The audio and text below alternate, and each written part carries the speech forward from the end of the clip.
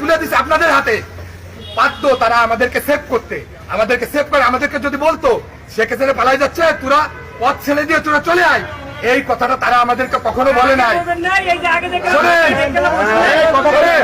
আপনাদের সঙ্গে পুলিশের কোনো বিরোধিতা নাই, আপনাদেরকে আমরা বলবো আপনারা প্রচার করেন, আমরা সুষ্ঠু পুলিশ চাই, সুষ্ঠু অফিসার চাই।